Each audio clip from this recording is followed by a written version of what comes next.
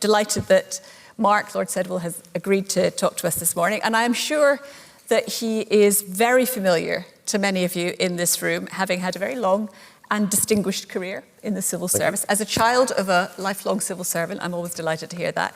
He began his career in the diplomatic service, which included postings in, I have been told, Egypt, Syria, Jordan, Cyprus and Pakistan. And then he became permanent secretary at the Home Office in 2013. He then took on the role of National Security Advisor and was ultimately, I think, appointed Cabinet Secretary. Yep. So he's seen most of what goes on in the inside of government. So I'm sure we're going to come back to a bunch of things as we go through this conversation. But I think what is really interesting for us is to think about what he has learned about our role in Britain on that international stage. And I'm going to start with a quote, which I think you might challenge me on. I think you previously described the UK as an offshore, mid-sized power. When you're looking at that broad global landscape today, what does that mean for you in terms of what the UK needs to do to look out into that global landscape? Well, I'm great to be here, and thank you very much for inviting me. A great privilege to be at this event. I don't tend to use the word mid-sized. I think that was in the report that we did, because actually, if you look at it, below the top two, the UK is one of the next tier of economies, like Japan and Canada and so on, one of the biggest half dozen in the world, one of five Security Council powers, a handful of nuclear weapon states and so on. But we are now offshore. And I think, actually, there's another point which is related, which we need to be conscious of. For most of my career as a diplomat, nobody ever talked to me about the UK. They expected us to turn up with a view on the various issues there were around the world, whether it was the massive strategic questions like climate change or regulating AI or crises like the crisis in Gaza or Ukraine.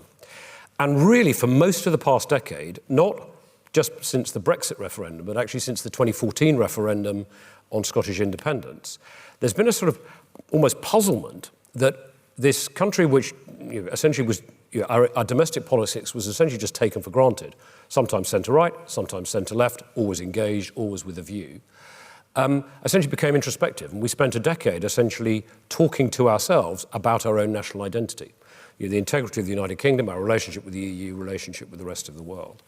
And there's a genuine appetite, and this is not just kidding ourselves, there's a genuine appetite for the UK to be back and not talking about ourselves and talking about the rest of the world. Now, that's in a different position because we now are offshore, like Japan, one or two other bigger economies. We aren't part of a big trading bloc.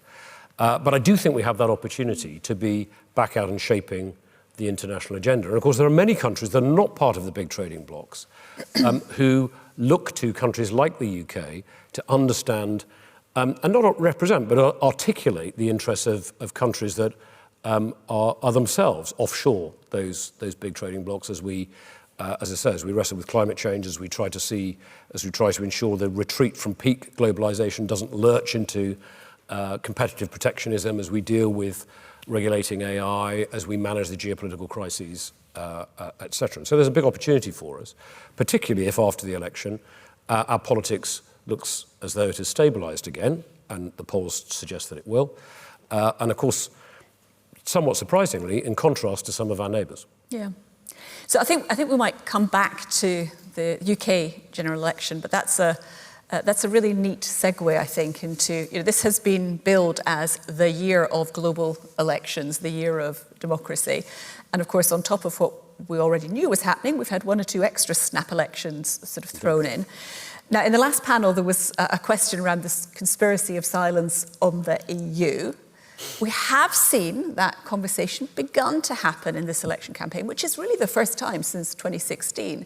But of course, the EU is going through its own internal electoral challenges at the moment. So could you just give us some reflection on how you see that perhaps somewhat fragile, now centrist coalition at the EU that has emerged from the parliamentary elections, tied to the French election, which of course nobody was expecting this year. Just give us some thoughts on what the implications of that are. Well, Anne, I think it's a great point. The French elections essentially is the acute example of a phenomenon that we're seeing across much of Western Europe. And essentially that is the hollowing out of the centre, the compression of the centre, and the strengthening of the hard right and the hard left. And in the French election, it isn't clear, although everyone is very focused on the national rally and whether Jordan Bardella might be the next Prime Minister of France.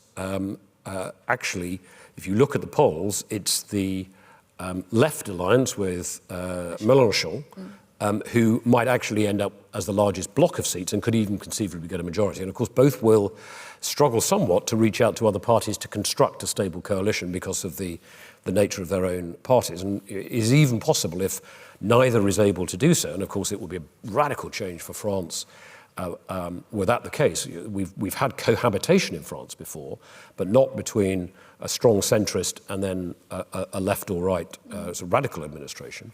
It's always been a centre-right, centre-left cohabitation in the past. A possibility could be some kind of technocratic government if there isn't a clear result in the National Assembly elections. But you're right, that's reflective of a phenomenon we've seen elsewhere. The reason that we have the coalition in Germany, which is not a very stable position, is because the mainstream parties weren't able to construct majorities without that. The AfD has been on the rise throughout Germany, including in at the provincial level, and we've seen the same elsewhere. And so I think we need to understand that whatever our position is on the UK's relationship with the EU after the election, and we heard a reference to the Windsor Framework has clearly eased some of the friction that was there before. There's a 5-year review built into the Trade and Cooperation Agreement with the EU, which comes up therefore within the next year or so. And so there's an opportunity to look again at the deal and are there ways of reducing the frictions and so on, whether that's in services or trade. And I think there'll be a genuine attempt on both sides to do that, frankly, whatever the outcome. But we need to understand the EU is not preoccupied with the UK. It's preoccupied with its own position, and it's particularly preoccupied with the relationship with the United States. And are we going to see even more protectionist policies from the United States, frankly, whatever the outcome of their election? Because we tend, if we look at the United States, to think protectionism and Trump. But actually, if you look at the Biden administration, they kept all of Trump's protectionist measures and with the Inflation Reduction Act, etc., added a whole load more of their own. Now, Trump will, if he's re-elected, will put more on, but that is clearly a strategic challenge for the EU in the way that the relationship with the UK is inevitably secondary. And if we can ease some of the frictions, great, but we shouldn't assume that's top of the EU agenda. Yeah, that's fascinating. And I think maybe just taking what you mentioned about the American election, or maybe just pivoting, you also used the opportunity word when we were talking about the EU. When you look at the global landscape, and you touched on something in your introductory remarks about what at the City UK we tend to call the growth corridors, those areas of trade and collaboration which are somewhat geographic in their spread, but actually are quite global in the nature of what moves around.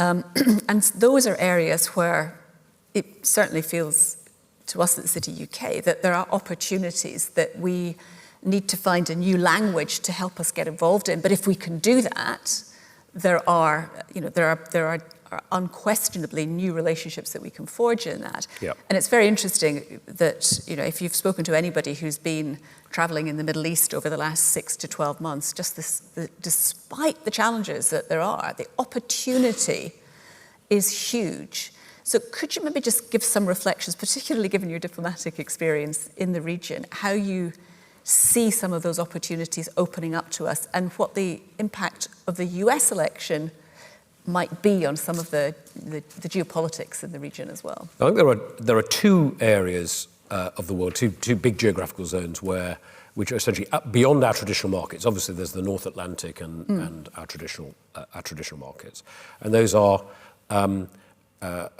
the Western Pacific, so the CPTPP market. We've now acceded to that and clearly need to make the most of that. I know the raw data say it's not significant, but these are high growth economies and there are big opportunities there. Countries like Indonesia and so are largely unexploited, actually, by by most Western countries. There are big opportunities in these countries. And then, as you say, the Gulf. Countries with enormous capital potential, and now a generation of leaders who are determined upon economic reform. They don't want to essentially make the mistakes they saw an earlier generation make in the 70s, when they last had this surge of capital from their oil exports, of essentially squandering it and just using it to maintain a traditional social and economic structure. They are using the capital generated, and by the way, they need capital from outside as well. They can't even generate enough, even with the enormous sums they have. They want capital investment from outside, and they want expertise brought in. But they are determined upon a reform agenda and dragging their economies into being leading genuine 21st century economies. And Mohammed bin Salman, MBS, Prince MBS, the Crown Prince of Saudi Arabia, is in the vanguard, but the same is happening elsewhere. And the UK does have a comparative advantage there. Lots of other countries are involved. The Americans are clearly involved. In Saudi Arabia, that relationship is strong. It has gone, with the administration, it was somewhat chilled under Biden compared to Trump, partly because of some comments Biden made about MBS personally. It's been restored somewhat, but the fundamentals of that relationship are there. The UK is well regarded in that region, and it's as much as anything our soft power. Many of these governments, many of the big trading houses, family-based trading houses, their youngsters come to British schools. Their youngsters come to British universities. There's a very natural connection with the UK, and they're eager to have the UK involved in investing and transferring expertise. And so I think there's a big opportunity for us there, not only for the city, but for the real economy as well. And how do we partner as businesses? How do we partner effectively in the region? I think there's two things that obviously, it's got to make sense in business terms. The actual deal or the actual transaction has got to make sense in business terms. But I think there are two things. The first is they don't just want investment; they want transfer of expertise and the development of indigenous capability. So if they are involved, let's say the PIF, the Saudi Public Investment Fund, is interested in a transaction externally, investing in a European company or British company or whatever, what they're looking at is not just whether that investment makes commercial sense, but can there be a transfer of expertise and knowledge into building up indigenous capability. And so they're all very interested in that. So that's the first thing. Can you show you're genuinely committed to building up their capability? And one of the boards I'm on, BAE Systems, has been long in Saudi Arabia, and actually much of what they do has been on the Saudiization agenda, has been building up Saudi capacity, the equivalent of apprenticeships and so on within Saudi Arabia, and it deepens the relationship. That's the first thing. And then the second thing is acknowledge the fact it's a turbulent region. There are always going to be crises in that region, and what they really want to know, they don't necessarily want you to talk about it very much, but what they do want, and you go to the investment conferences and so on, the question of political turbulence is never on the agenda. It's kept firmly focused on business and investment. But what they want to know is you're there for the long term, that you're committed to steer through turbulent times and setbacks and potential crises, and that that businesses and indeed governments won't lurch about and be knocked about by events. So assuring them that you've thought that through, that you are committed for the long term, and that you're ready to deal with turbulence in the short term and see it through, is also really important to building the relationships that you need in that part of the world. Fascinating. And that's actually quite a neat segue that we can do from that into moving closer to home. Because one of the things that we perhaps don't spend enough time thinking about, we spend a lot of time thinking about how we engage with government, with politicians. We are potentially facing quite a different group of people to the ones that we've historically been dealing with as industry. And normally, you think of the stability as coming from the civil service. But of course, there's been a massive amount in the UK of change in the civil service, particularly over the last 5 or 6 years, as you have been very, very close to. But it's still a huge apparatus. It's still the potential to be a very effective apparatus.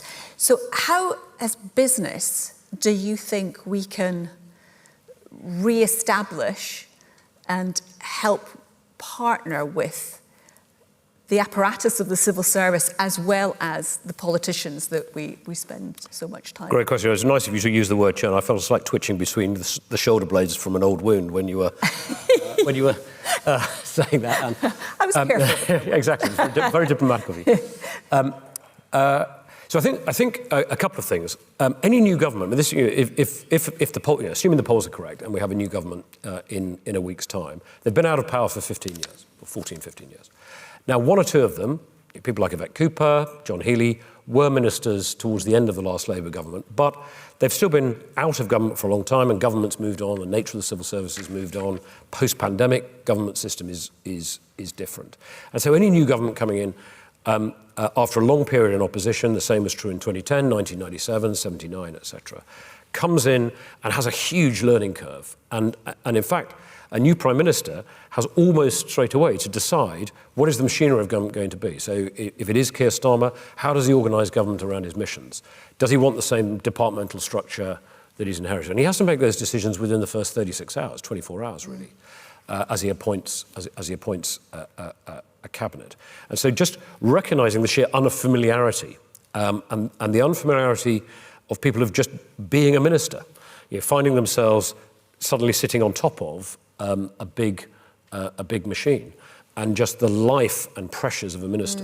And you've got to remember, I always say this to the civil service, I was talking to a group the other day, remember these are human beings who are, by the end of an election campaign, utterly exhausted, and suddenly they're confronted with this whole new, very exciting but quite intimidating set of challenges. Now, actually, there's a lot of stability at the top of the civil service at the moment, and that's something that you always do running into election. You essentially say to the perm, if the cabinet secretary, you say to the perm secs, with about a year out, a bit more, either go now, if you want to retire, or see it through the election and help a new government settle. So I would expect the senior levels of the civil service actually to be there through at least the first 6 to 12 months, and then the natural sort of cycle of changes may follow. So there should be actually less churn in this immediate period, and therefore the people will, in most cases, be the people who are still there. But in particular, in dealing with the new government, and again, I said this to a group of civil servants the other day, it's really important not to be the Brit on holiday overseas and think the way to make yourself understood to people who aren't familiar with you is to speak really slowly and really loudly in your language. Try speaking their language. So if you want to influence an incoming government, and this is true of any government, it's not a party political point, what is the language they're using? What is the institutional culture they are most comfortable with? How do they like running meetings? What is their perspective on the world? And use their language back at them and put our arguments, our points into their language and show how it aligns with their agenda and helps them deliver their agenda, rather than going and saying, well, here's what we want, and explaining it in our own terms. So I did with a bunch of civil servants when I talked to them about this the other day. So, right, hands up who's been on holiday overseas, everyone. Hands up who only goes to places that speak English. Most of them kept their hands up. Put your hands down if you only go to places that speak English. If you only go to restaurants that speak English. And then finally, do you actually try and learn the local language? Well, actually, the number of hands that dropped after that was quite substantial. But that's kind of the mindset you have to be in. What is the mood in the civil service after really quite a turbulent period? Is it a mood of exhaustion and here we go again? Or is there an appetite for saying, actually, we can see all of these things that we think could be done better within our broad infrastructure, and we want to get those ideas out? Where are they on that spectrum? It's a bit of both. Civil servants, contrary to the great yes minister sort of paradigm, like strong government. They like government and they like strong ministers. They like politicians, because weak ministers don't take the decisions you want. They just don't take any decisions at all. And so what civil servants want is strong government, strong ministers, decisive, politically astute, able to communicate, able to deliver an agenda, which is why Peter Mandelson or Michael Gove, ministers of that kind are actually, despite the fact they are really hard work for civil servants, are actually, most civil servants really enjoy working for them because they know what they want to do, they know how to make the machine work, they know how to manage the politics, etc. And there are great ones and bad ones, of course, in political parties. So that's what the civil service will want. And so the sense that there could be a decisive outcome to the election if the polls are correct, and a clear agenda for a new government, there will be a strong sense of anticipation from that. But the civil service has had a very difficult time, and like a lot of big institutions, is not, frankly, in the shape that we need it to be for the country. Civil service will need to lead a lot of reform itself, ensuring that we are genuinely, or my former colleagues are genuinely ensuring that we're delivering great services for the public and so on, that the telephones are answered on time and are answered, or indeed answered at all, that benefits and taxes and all those other things are delivered properly, and that they are working effectively for a new government. Whitehall, by the way, is a tiny proportion of the civil service as a whole. Most of it's in service delivery.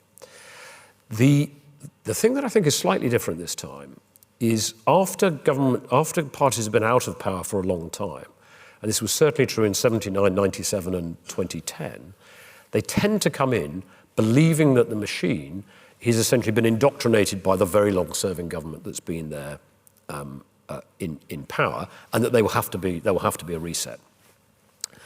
Actually, interestingly, in this case, not this Prime Minister, but at least some people in his party have taken that view, as we know, of the blob and the establishment, whilst being in government for a very long period, essentially regarding the civil service and much of the public service as sort of opposition in residence. Not true, by the way, but that's been the psychology. And what you have is, with the current opposition, if the polls are correct, clearly believe that government is an agency for effective change, and an agent is part of the solution, and so the civil service will be ready for that, and doesn't think that therefore the civil service is in a sense likely to be opposed or unsympathetic to what they are trying to achieve. And so that's a slightly different position, I think, to other big changes of the kind we've seen in the past. If you were given a mandate day after the election, draw a chart, show us what the new structures would be. You can crash any departments, you can set up new departments. Is there anything that jumps out at you to say, look, this isn't working, this is the first thing we should tackle? Well, I'd do three things, one of which they definitely won't do. One is reduce the number of departments. The British cabinet is twice the size of the American and 4 times the size of the Chinese. That just doesn't make sense. So I would reduce the number of departments, but they won't do. I mean, I don't think that's on the table, but that's certainly something I would do. Second, I would organise government around, if it's the missions, anyway, the key priorities of the new Prime Minister. Whoever that is, and make sure that the cabinet committee structure, the budget structure, the departmental structure is organised in order to really focus attention on those missions, and then allow the departments to do all the rest of business, but really deliver the missions. And the third is, I would want to mandate a really ambitious programme of civil service reform. So, as I said, most of the civil service is in service delivery. Most of that service delivery should, in 5 or 10 years' time, be delivered using digital means, algorithms, AI, etc. And if we get that right, that would not only mean that people like most of those in this room would simply self-serve, as we do with so many other activities, reliably. It would release resources for the human interactions that are required for people with complex needs, who need a much more bespoke service and are more dependent upon the state. And instead of therefore getting a sort of almost one-size-fits-all approach, we could give a better service to those who really need the state and for whom navigating the complexity of the state is critical, and the rest of us would just self-serve in the way that we do with insurance or banking or whatever. And that's a big programme of reform, but I'd mandate that. Yeah, I mean, it's huge, and I think most people in this room will work for firms who have been through, to a greater or lesser extent, exactly that, and it's... Well, think of that and then multiply by 100. Yeah, absolutely. That's what we'd have to do. I think we're out of time, but I'm going to just, because we have the mic, why not? You can always just eat your sandwich a little bit faster. Final question, which is really, can you give us, as an industry here, financial service, related professional services, what is the advice for us about what we can do to make sure that the cooperation between industry, between government, with regulators, we can work together to drive the competitiveness, to drive the growth, which will be, regardless of whichever political party is in power, which will be actually a win-win for the UK as a whole. What's your advice for us? I think actually you heard it at the end of the last panel, and that is, remember that at least to the political class at the other end of town, the real question is the financial services sector serving, including the title services, is it serving the rest of the economy? Now, the financial services sector is a critical, important part of the economy in our own right, but it's also a critically important part of servicing the rest of the economy. And as we know, the next government is going to face a pretty forbidding budgetary and fiscal position. The government spends £10 for every £9 it raises in revenue and covers the gap with borrowing, and government interest payments are about the same as that gap. So in effect, it's the government version of someone who's maxed out their credit card and is borrowing more just to pay off the interest without paying down the capital. That is not a sustainable position, and so they're going to have to address that fiscal position, but they're also going to have to get onto the only solution to that, which in the end is, because they're not going to cut entitlements, etc., which is to get the big expenditure on health, welfare, pensions, etc., down over time, and that means more people working in better paid jobs for longer, changing dependency ratios and all the rest of it, and that goes to the productivity agenda, which is skills, investment, innovation, planning, regulation, worklessness, health in work, all of those things. Really hard to make progress on them all.